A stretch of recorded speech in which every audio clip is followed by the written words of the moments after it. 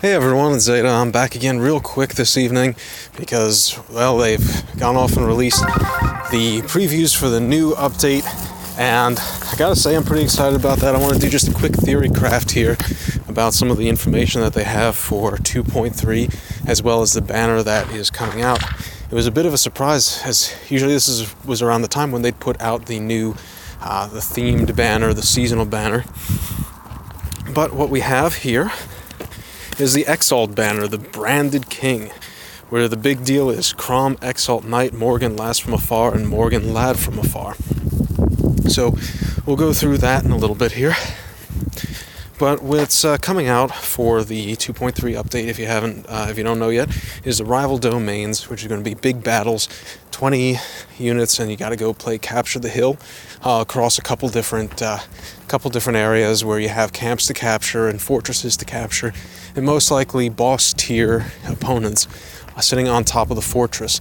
It's going to be structured, I think, in a similar way to the Tempest Trials, in that you earn points for your speed, quickness, how many characters survive, how fast you take it out, and how little damage you take yourself on your domain. And I think they've already kind of hinted at who the reward unit is going to be for the rival domains. There's also going to be the Blessed Gardens. That's going to be up in the air. They're keeping that pretty tight to their chest. So I'm hoping the Blessed Gardens are going to be something really wild. And as we've seen so far from, say, like the Tap battles, they've really stepped into a new realm of things that they can apply to Fire Emblem. So I'm pretty excited for that it'll be something more than just new maps with a limitation on who you can have enter. Now some of the other parts of this update here are going to be additional weapon refineries. So they have them for Erica, Restoration Lady, Leo, Sorceress Prince, and Soren the Shrewd Strategist. And let's go pull up some stats here real quick, because I want to start on Leo. Okay, so I pulled up all the horse mages, and as you can see, Leo is pretty far down on there in terms of his raw attack power, and similarly, his speed is incredibly low. His defensive stats are not incredible. His resistance is good, but it's not like Halloween Henry good. So it puts him in a bit of a tough situation. His stats are relatively balanced, but overall low because horse mages get relatively low BSTs. Other units who are in this category get more, I guess you could say, optimization. So Olwen is fast. Erica from Sacred Memories, she's got good attack and speed, and she's got skills that boost it. Gunther's got special abilities as well as decent attack and speed. Cecilia, she comes in at 4-star, so you can build her in a lot of different ways, and she's already equipped with Grunraven. Reinhardt, he has his Dire Tome. La Rochelle has good attack, good speed. Lilina has the highest attack out of the horse mages. Owen's a bit of a funny case because I guess they intended her to be a quad monster, but because of the BST overall, because of distant counter and a variety of other things, she's just not really able to hold her weight. Additionally, she's 5-star only, unlike Reinhardt. So she needs a weapon refinery in the near future so that she can be really worth pulling again. She can have a different weapon so that she can be unique in her own right. So, what can be done about Leo? What can we kind of hope for with his weapon? What I would hope for is that Brunhilde has a unique ability to reduce movement range, and I want to see that done as the staffs have, where it affects everything within 2 spaces. And additionally, have the Brunhilde Plus, so to say, give him a bit of extra padding into resistance. And then I'd like to see something, another special option being put in for his for the refining, and I would be ecstatic to see something like it gives him Savage Blow 3 for its effect, because then he could stack it up. He can get 21 damage out on that, similar to Jafar and for the Pain Staffs, and that would put him in a unique position, not only from the perspective of being able to slow enemies and to do all this damage, but that he does it on horseback, that he has the effects of Brunhilde. he would have a unique way of doing that damage compared to a lot of other units, and it would put him into a category of his own where people would say, you know what, I'll use him now. And for Erica Restoration Lady, I would want to see something that fulfills more of that role of that support sword lord. She really doesn't have a position right now. Yeah, she's a sword lord, yeah, she's fast and has good resistance, but what else is there? Okay, so it buffs attack. Lots of other things buff attack. So I'd like to see her weapon come with some sort of, I guess it's a additional support characteristic where it's like a drive, or especially a heal, a passive heal where those who are adjacent to her regain health. It would really fit in with her theme as Restoration Lady. Soren with Wynn's brand, he's a tough one. What sets him apart from others? Why use Wynn's brand, whatever this is going to be, rather than Grun Raven or Grun Blade? I would theory craft that it's going to be something to help him use Water Sweep. So it's a unique skill.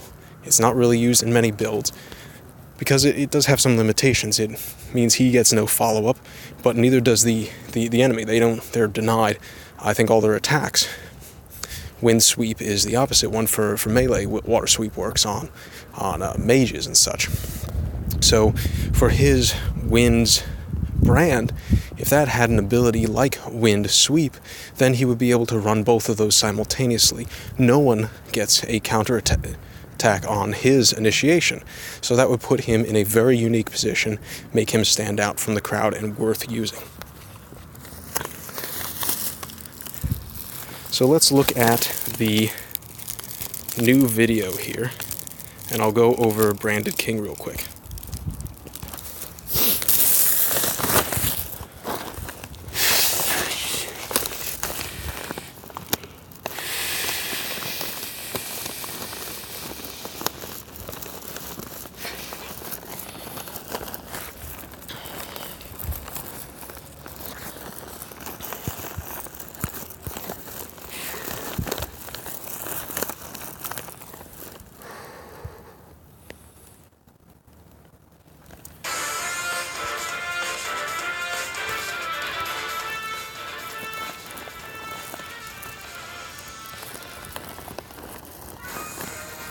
So first is Last from Afar, Morgan F. No joke, let me tell you.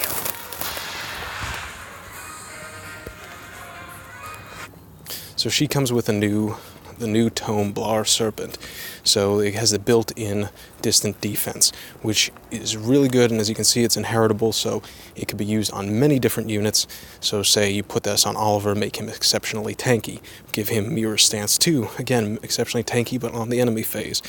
They've been trying to get more people to use Guard, so she has Guard, Attack Ploy, really, really good. Based on all this equipment, it looks like she's going to have very high resistance, and she's going to have probably her stats more loaded into speed than, say, like attack or defense. And she's going to be the first Dark Flyer Pegasus Mage. So that's really cool.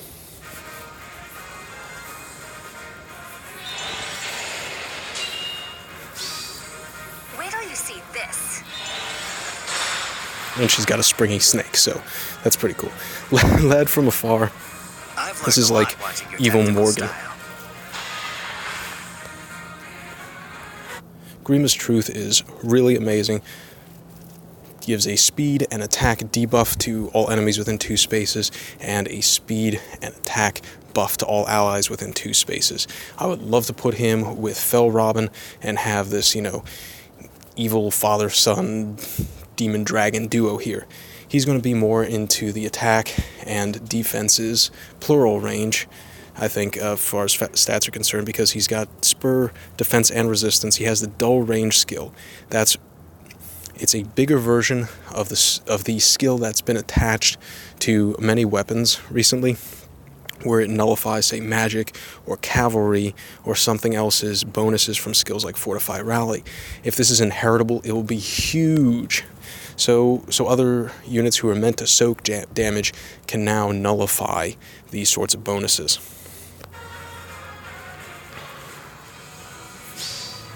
You won't win like that. And then a big purple evil poof. And then we have the Exalt himself. Mastering different combat styles is sure to make me stronger. And everyone's favorite husband.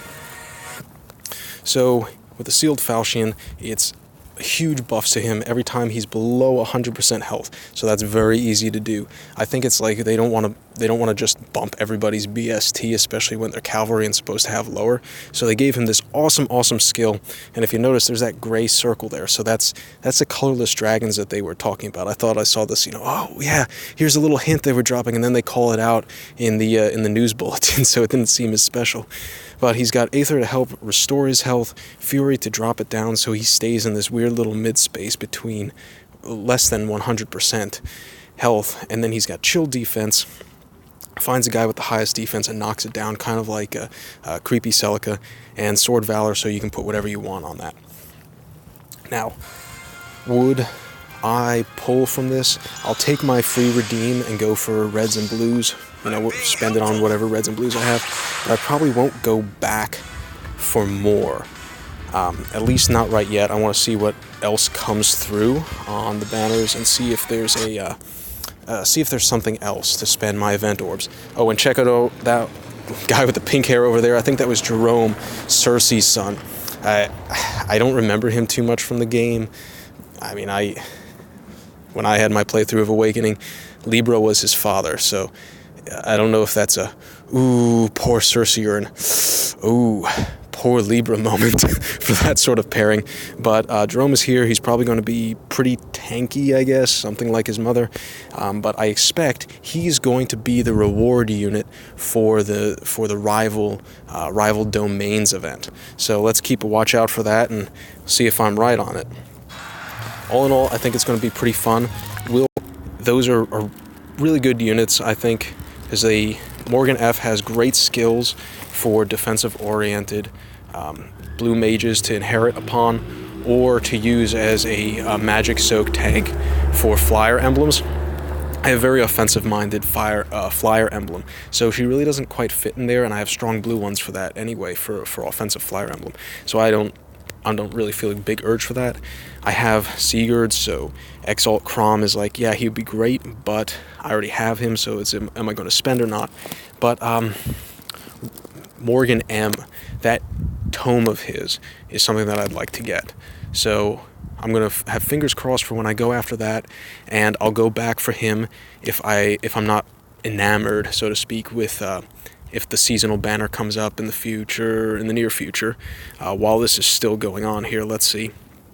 This will start, and they don't even say how long that's going to be. So we'll see what happens with that. And if I come back to it and nothing else really is on my major win-win list for this month, even like the legendary, then I'll come back for Branded King if it's still available.